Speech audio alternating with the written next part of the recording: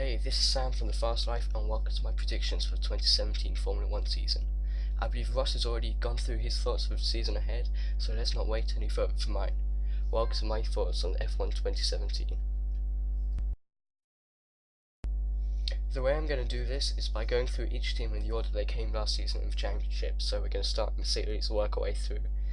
And then what I'm going to do is talk about their performance so far from pre-season testing and anything I expect to happen for the team. Of course, I then will mention their constructors' potential and talk about the drivers too. So I'll say the driver orders I expect to happen, like who will be the best driver and who's going to be the main title contenders for each team. So starting off with Mercedes then, the powerhouse last year, racking up 765 total championship points overall, and of course winning the Drivers' Championship with Nico Rosberg, who of course has left the sport this year to do his own things. Mercedes are left this year with Lewis Hamilton and Valtteri Bottas, who both have set very respectable times in practice over the last couple of weeks. Valtteri Bottas coming in third overall with a 1:19.3, and Lewis Hamilton fourth with a 1:19.3.5, both only a maximum of 7/10ths off the pace. Of course, Mercedes have lapped many times around the circle of Catalonia, putting in the most distance with 1,096 laps, or 5,102 kilometers overall. Of course, that is a massive distance for the team, and they have proved they are going to be very reliable this season as well. I believe that they are going to be very big title contenders this season because of their dominance last season, and of course their reliability going into the next season. So I reckon they're going to be very much up there. And of course Lewis Hamilton, for me he is going to be their number one driver, of course, as Valtteri Bottas, a new guy. He's going to be very much number two driver, so most of the attention is going to be put towards Lewis Hamilton, so I reckon he's going to be the number one driver and very much a contender for this year's World Drivers' Championship. But for me, Mercedes are either going to be first or second in the title this year. Second last year were Red Bull, with 468 total championship points, which was a whopping 300 points behind Mercedes, who really ran away with the championship last year, unfortunately. Red Bull travelled 3,189 kilometers, or 684 laps, during testing, which was the 7th furthest overall. The RB13 did have a breakdown, however, during testing, so missed out on a whole day there, but nevertheless Max Verstappen posted a 1:19.4 and Ricciardo a 1:19.9, putting them 6th and 9th respectively overall. It is a shame to see Red Bull so far behind, but however, it is testing. It's not the most reliable source for us so far. The only time we're going to see anything reliable is during the first race of the season. So when we get to Friday practice, we're going to really see what the field is really like. So I'm really looking forward to that, see how everything's going to pan out over the course of the year. I'm hoping for Red Bull, however, to get closer to Mercedes, as I'm looking forward to seeing much more close racing between everyone, really, not just Red Bull, but I would like to see them, because they have had a dip in performance recently, so it would be good to see them get back on form and back on top of things. I do think though that Daniel Ricciardo, I reckon he's going to beat Max Verstappen this year due to his experience, but Max's dangerous, not dangerous, but emphatic, brave driving is going to help him out at some point. So when it comes to dangerous street circuits and all sorts for him, that's when I think he's going to perform. I personally think that Red Bull this year will come third in the championship, and both their drivers will come, I don't know, 4th through 6th, I reckon. So yeah, we'll see. Ferrari, with 398 points last year, came third in the constructors. During testing, they were easily the fastest by over half a second to Mercedes, and they also travelled pretty far as well, covering 956 laps overall, which is also second and furthest, 4,458 kilometers overall. Their engine seemed pretty reliable as well, apart from obviously when Kimi Räikkönen spun and put it in the gravel, and lost lots of time during practice there, where they could have carried out more research as well. but overall the Ferrari engine travelled 2,459 laps, 4,450 kilometers. First of all, of course, Kimi Raikkonen came first overall during the testing sessions with a 1 minute 18.634, the fastest test time ever at the Circuit de Catalunya, and Sebastian Vettel not too far behind with a 1:19.0. Both of them very fast times, and of course they seem like they're going to be the team to challenge Mercedes this year. Obviously very fast at the moment, and of course we can't rely on testing 100% yet. Maybe Mercedes were bluffing, but yeah, I reckon Ferrari will be the team to keep up with Mercedes this year if Mercedes are the ones to pull away. Or of course Ferrari might be the team to actually pull away from Mercedes and win the title this year, but we'll have to see. So yeah, but I reckon Sebastian Vettel over Kimi Raikkonen this year, due to, I don't know, just like Sebastian Vettel, he's been a good driver before, 4 world championships already, although in a very fast car, but Ferrari do have a very fast car this year from what we've seen. So yeah, on to the next team. Fourth last year was Force India. Of course this year running in pink because of new sponsors, but will that change anything? During pre-season testing they were bang in the middle, both drivers running a 120.1, but Sergio Perez getting the edge on Esteban Ocon. This year I reckon Force India will again come pretty much midfield, but they do have pretty good drivers. I do like Esteban Ocon, he's a young driver and he's got some talent behind him. And Sergio Perez, of course, he's pretty experienced now, having driven for McLaren with all sorts of people. Can't remember off the top of my head now, but he's a great driver. I love him. But I don't know. I think Esteban Ocon might be able to get the better of him this year. As I said, I like him as a driver. He's really good, real fast. He's got talent, and he proved that last year when he drove for Manor. And yeah. Force India managed to put in 785 laps last year during testing, which was 3,654 kilometers. They did have a pretty reliable car, pretty reliable engine, of course, with Mercedes still. And yeah, they're looking good this year, so we'll see what happens to them. Again, I think they'll come maybe 4th or 5th, maybe in the championship, I reckon. 5th to 6th, and then drivers, Esteban Ocon to come 7th maybe, and Perez 8th or 9th. 5th last year with 138 points were Williams. A pretty disappointing season last year in my perspective, but not by any fault of their own. It doesn't really help when you're running up against teams such as Mercedes, running away with title and points as well. But in pre-season testing, Williams put in the 3rd most laps, 800 exactly. 3,724 kilometers, and they're also running pretty well with Felipe Massa, who of course set the fastest time after week 1 with a 1:19.4, which put him 5th overall at the end of the practice sessions. They ran pretty reliable, of course, with Felipe Massa, but however, Lance Stroll, that's a completely different story. With him, there's lots of questions asked about him, and of course the meme, has Lance Stroll crashed today? .com popped up a lot, which I found really funny, but I don't know, Lance Stroll himself's been a joke so far. I don't know why they've allowed someone 18 years old bore himself into the F1, not got enough experience into such a big team seat. At least if you're going to allow him into F1, start him off lower down with someone like Sauber or something, I don't know. But I don't think he's got enough experience to drive with a front-running team from the past few years. I guess the only reason he's got the seat so far is the money again, because of his dad, obviously being an entrepreneur and stuff. But yeah, with Lance Stroll, they weren't able to get in many laps. He only put 386 laps overall, and only got up to a 120.3, over a second, or just less than a second off Felipe Massa's teammate. So I don't know.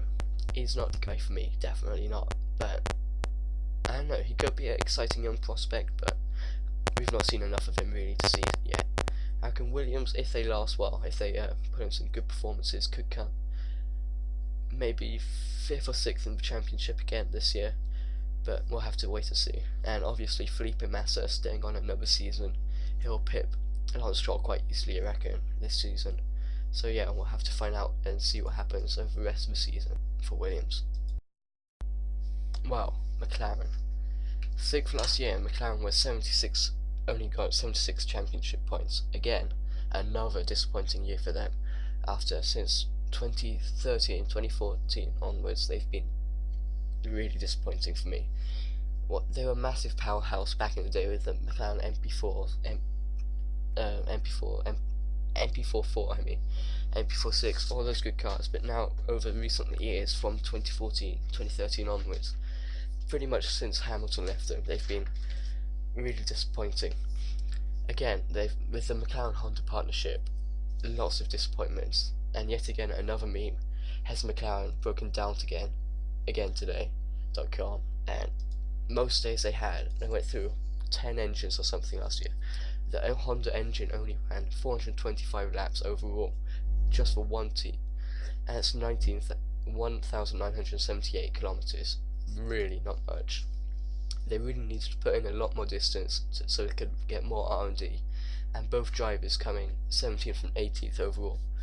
Stoffel Vandoorne pipped Fernando Alonso by 400ths of a second, so not much at all. Both drivers running 121.3s, so quite close to them, but again, over 2 seconds off Kimi Räikkönen's fastest.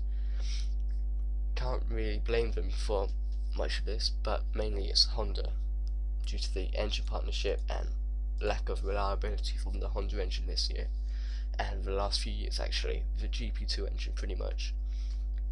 It's been rather disappointing for them, but there's not much you can do to help them, I guess.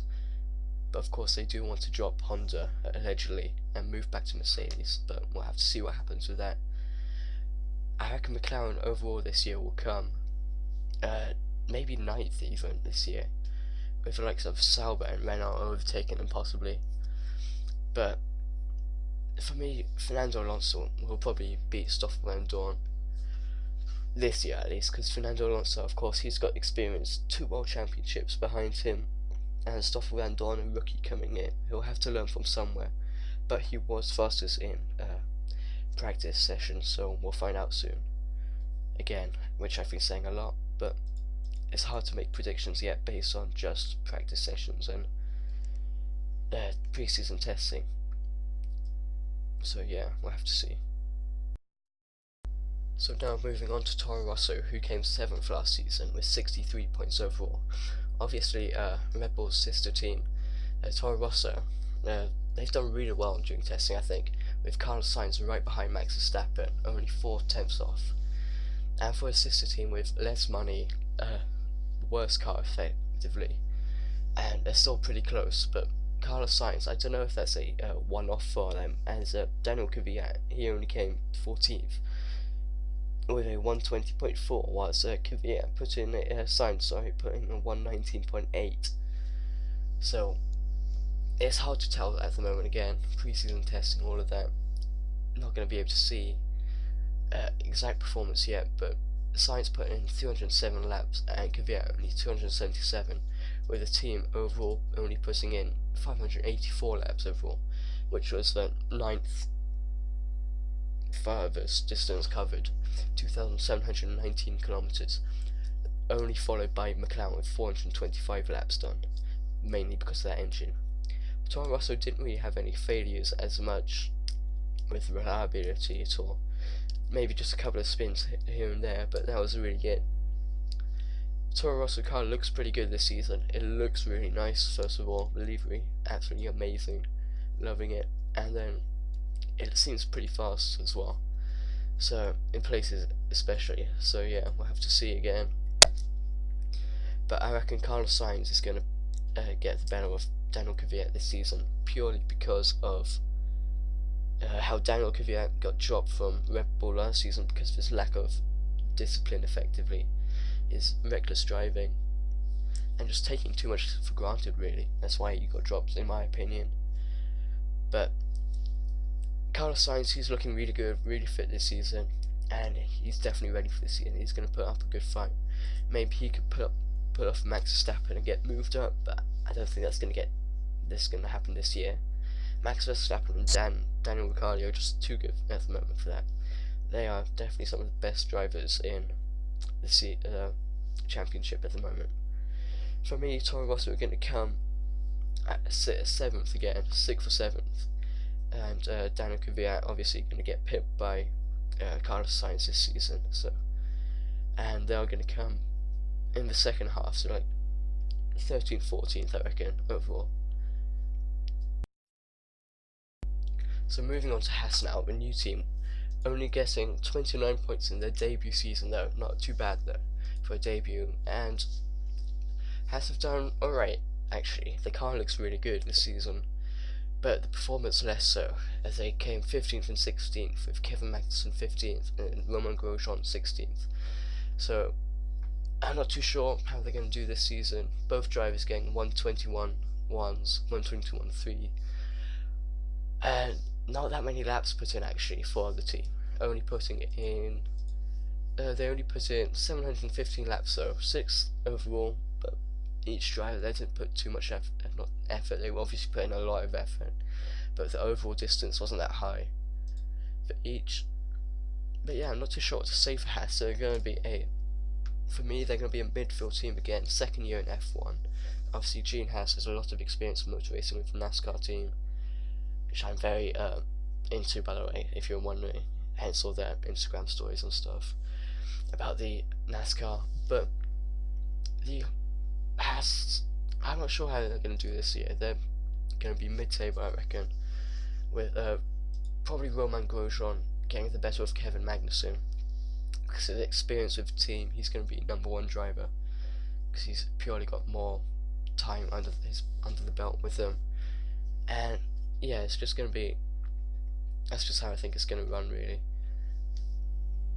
Hang on, wait, I got the times wrong. So it's Kevin Magnussen 120.5 and Romain Grosjean 121.1, so 6 tenths separating the two drivers actually. My bad. So actually, I don't know, with such a big difference between two guys in an identical car, I don't know, maybe Kevin Magnussen will get the better of him actually, because they're identical cars, so there's no excuse to be that far behind Romain Grosjean, surely, except from reliability and just, I don't know, but maybe it's just the way it has ran testing, preseason testing, putting more effort in for Kevin Magnussen, getting him into the seat, getting him ready for the season. But again, Romain Grosjean, that's not really much of an excuse, to be honest, from such a good driver like Romain Grosjean. He's been a good driver recently, but he should be getting closer, because overall he's almost 3 seconds off the pace overall. So yeah, I know it's a tough one to call for Haas.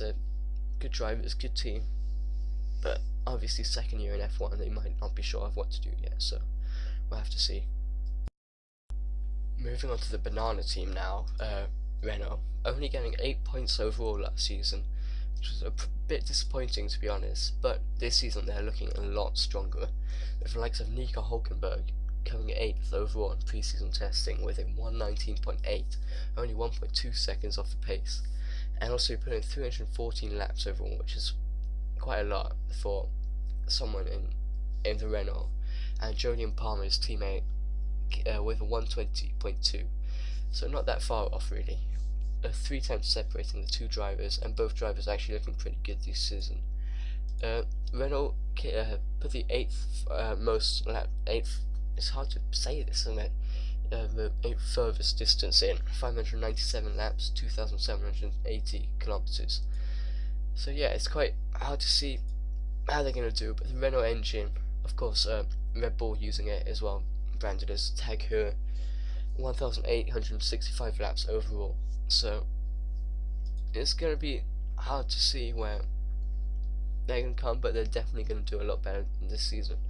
I'm hoping for Renault to do well and capitalize on this season's rule changes, which it looks like they have, to be honest, with Nico Hulkenberg doing so well, beating Daniel Ricciardo, for example, and also very close behind Carlos Sainz in the Toro Rosso, only 5/100ths of a second there off. So I think Nico Hulkenberg's going to be the better of two this season, better than Julian Palmer, and the Renault itself will probably come 6th, I reckon, 5th or 6th in the championship. That's just my guess, my estimate, but again, it's hard to see where everyone pans out, how the course is going to be set after, until we see Friday practice coming up very soon, so we'll have to see, but I'm looking forward to it. Okay, so Sauber this year, last season they only got 2 points overall, and this year they were the first team to unveil their car, so lots of hype about their car release. And yeah, 2 points overall last season.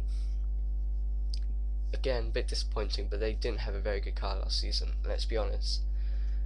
But yeah, the Sauber actually put in 3 drivers into testing, of course, with their third driver, Antonio Giovinazzi, bringing in 151 laps when he drove instead of Pascal Wehrlein because of his injury. Marcus Ericsson was the best out of the lot, with a 121.6, Pascal Wehrlein 122.3, and Antonio Giovinazzi with a 122.4. Of course, it's going to be Marcus Ericsson running against Pascal Wehrlein this season, hopefully for the majority, if they stay safe, get no injuries or anything. But I reckon Marcus Ericsson's going to get the better of Pascal Wehrlein this season. Of course, Pascal Wehrlein only just missed out on a seat at Mercedes due to Nico Rosberg's exit and Valtteri Bottas swiftly taking place, but I don't know, it's hard to say for Sauber because again, the drivers, actually they weren't that close because Pascal Wehrlein 7/10ths off, but that could be with the injury, of course.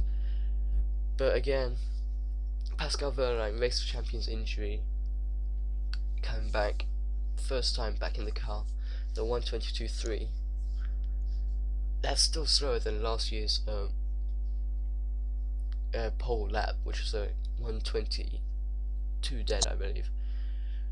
So the cars this season seem to be running at least 3 seconds faster around Catalonia, so we'll have to see how that pans out, which obviously means they're going to be 2-3 here they're actually 3 seconds exactly slower than Kimi Räikkönen, so not much has seemed to have changed for them. So obviously not run that many laps either, with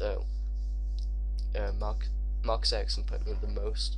Actually, Sauber overall put the 4th greatest distance in, 788 laps, 3,668 kilometers overall. They did seem to have pretty good reliability, but they didn't have a very fast car, obviously, so the slowest overall, 19th, 20th and 21st overall. Of course, 22nd was Alfonso Celis for Force India, but we didn't dwell on him too much. So pretty much rock bottom for Sauber at the moment, which is quite disappointing, of course, but we'll have to see again the rest of the season. I know I keep saying this, but you can't really tell too much from pre-season testing at the moment. There's always going to be teams trying to pull the wool over everyone else's eyes and bluff their way. They try and hide what they've got, how far they've gone with their improvements, especially with new rule changes. They don't want people to find out too much, so I can assure you there's going to be a lot of change from now on, and the first race of the season, which is quickly approaching. Of course, there's also Manor last year, 1 point overall for Pascal Wehrlein, but it's such a shame for me to see them go. They were such a good team, and I kind of honestly grew attached to them. They're a really good independent team, for last, of course, from 2012, no, it was 2010, wasn't it, when HRT, Manor Marussia, it was at Hispania, and there was one more, that was Lotus Caterham. All of them have gone now, which is such a shame. It's just proving how much of a struggle, money-wise, financially, F1 has become over the years. And it's just not right. Independent teams should be able to get into the sport easily, make an impact, and be able to stay on. But of course, it's just been so difficult for them this year with the money going out unevenly for the TV. Like so, basically, like if people pay to put F1 on your TVs, and then F1 give this money out to the biggest teams, like Mercedes get paid money for being the biggest team essentially, and then Ferrari get paid money for being Ferrari, like, oh, you're Ferrari, have some of our money. But then people like Manor, HRT, Hispania, Lotus Kitchen, they all get left out because they're the lower teams and they don't really have enough sponsors to support themselves. But it's just not right. They need more support really. And then yeah, as I said, I did get attached to them quite a bit, but I mean, there's not much you can do now. They've folded, they've seized, everything's being sold, and the guy who owned them, he's gonna be in a lot of financial trouble now. It's like, what is it, 6-7 years now in F1, and then not much of an impact made, which is such a shame for the team. But again, there's not much you can do about it. So yeah, rip Manor. Okay, so finally, my overall top 3 drivers I'm going to be looking out for in F1 2017. First of all, my pick for first place in World Constructor in the World Drivers' Championship is going to be Lewis Hamilton. For me, the Mercedes is going to be really strong this year. I think they're putting a bluff on everyone. They're going to be so much faster when it comes to Australia. But again, we're not going to find out until we actually get there. But Lewis Hamilton, for me, I reckon he's going to be the fastest. In second place, I think it's going to be Sebastian Vettel in that Scuderia Ferrari. Of course, Ferrari have been fastest during pre-season practice, and they've put in a lot of laps as well, so they're definitely prepared for the season by the looks of it. And in third place, it's got to be Daniel Ricciardo for me. It's quite close for me between Daniel Ricciardo and Max Verstappen, but again, for me, it's close. So, but I think that Daniel Ricciardo's experience over Max Verstappen, like, and yeah, it's just going to be close between them, but I reckon Daniel Ricciardo's going to get it. So yeah, it's going to be something different. So, I don't know, but Daniel Ricciardo is going to be the one for me in third. And then yeah, the Constructors' Championship for me is going to be Mercedes, Ferrari, Red Bull at the moment, from what I've seen so far. And then, I don't know, maybe Toro Rosso actually, or Williams, they're going to be close to 4th or 5th. And then, yeah. And Ross has just said to me, in fact, that Sauber, they're going to be the new Manor, essentially, and there's not really any place for them to hide. Now that Manor have gone, then Sauber are definitely going to be some of the back markers now. So, yeah, Sauber aren't going to be able to, like, hide behind the fact that, oh, Manor were the slowest car in the session. Like, oh, Sauber are so much better than Manor, but now it's completely flipped. So now it's going to be Sauber against McLaren at the moment. McLaren possibly on top of Sauber, but it really depends on how things are. So yeah. Again, to wrap this up, McLaren not going to be so good this season. Sauber again, probably back markers. Champions for me this season, constructors wise, Mercedes. Lewis Hamilton for my Drivers' Championship. And yeah, a lot of close, fast racing this season, which I'm really looking forward to. I hope you enjoyed this discussion, I guess, about my predictions for the coming season. And yeah, hope you really enjoy this coming season, and it's going to be a good one.